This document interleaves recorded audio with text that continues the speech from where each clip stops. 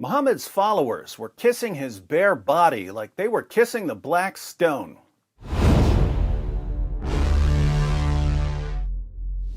I understand that there are differences between cultures and that what's creepy in one culture may not be creepy in another culture. Muslim scholars and apologists appeal to cultural differences quite a bit when they defend their prophet.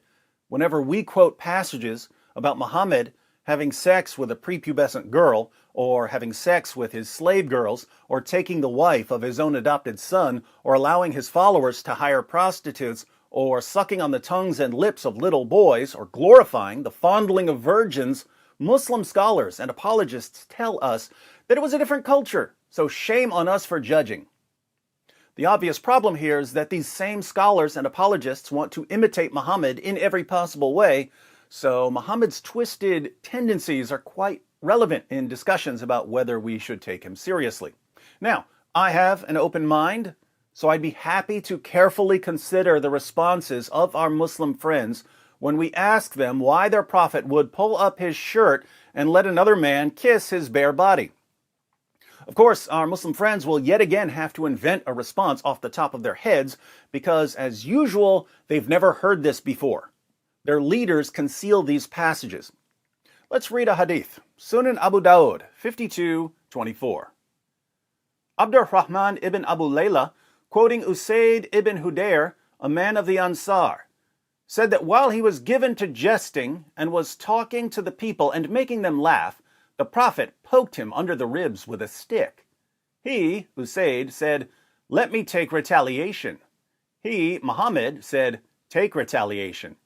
He, Usayd, said, "You are wearing a shirt, but I am not." The Prophet then raised his shirt, and the man embraced him and began to kiss his side. Then he said, "This is what I wanted, Messenger of Allah."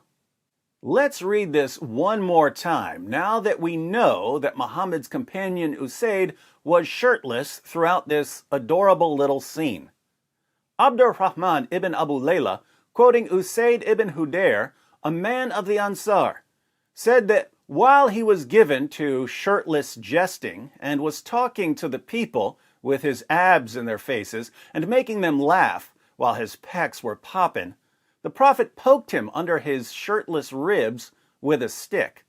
Muhammad's shirtless companion said, "Let me take retaliation for you poking my shirtless body." Muhammad said, "Take retaliation. You take that retaliation, Usayd." The shirtless companion said, "You are wearing a shirt, but I am not. So you need to take something off, Prophet. Oh yeah, take it off." The Prophet then raised his shirt seductively, and the man embraced him and began to kiss his side. Then he said, "This is what I wanted, Messenger of Allah." I've seen you looking at me. I've noticed your hot body. Don't be shy. You can't imagine how long I wanted this.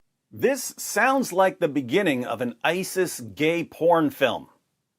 The response that our Muslim friends will invent off the top of their heads, because they've never heard this before since their leaders hide it from them, will go something like, "Oh, you know, it's perfectly normal to have a man pull up his shirt so you can smooch his milky white flesh while you embrace him and tell him how much you've been wanting this." I know that there are places like France where men will kiss other men, usually on the cheek, and in Bible times it was perfectly normal for men to greet each other with a kiss. But kissing a dude's bare naked torso while embracing him and telling him how much you've been wanting it? Men, can you imagine hanging out with your friends and you end up kissing each other's bodies? So for me, that would be like me hanging out with John McCrae and Vocab Malone, and Vocab's acting like an idiot with his shirt off, and I jab him with a stick, and he says he wants to jab me back, but he tells me I have to take my shirt off too, and then he ends up smooching the side of my body while embracing me and saying, "Oh, I've been wanting this, David." That would be One of the most disgusting scenarios in the history of humanity, and yet it's what we find Muhammad, the perfect moral example for all mankind, doing with his followers. Now, you Muslims who are going to tell me that this is perfectly normal behavior in Islam, nothing creepy whatsoever, do you seriously think this is normal? Or are you just saying it's normal because you found out while watching this video that your prophet did it, and you've been trained to automatically defend all the creepy stuff that your fake prophet did? If you walked in and found your favorite Muslim apologist with his shirt off, kissing the side of another Muslim apologist who's got his shirt pulled up, you wouldn't find that at all creepy?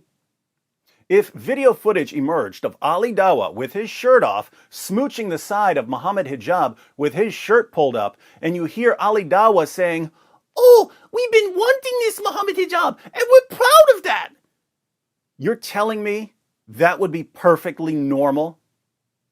Is that the sort of thing you'd like to watch? You know what? We'll be watching. We'll be watching.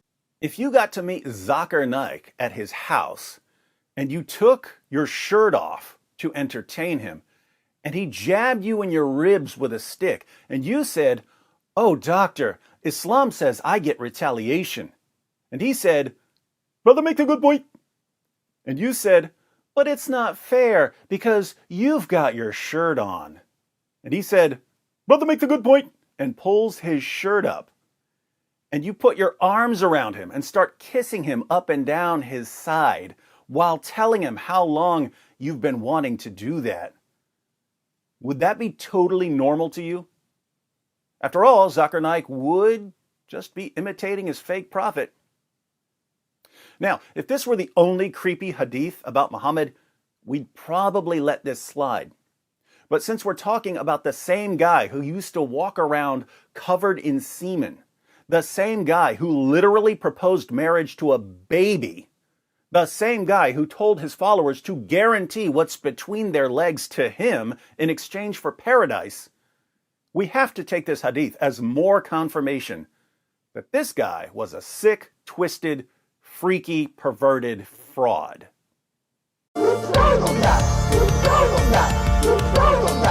just backfired on you.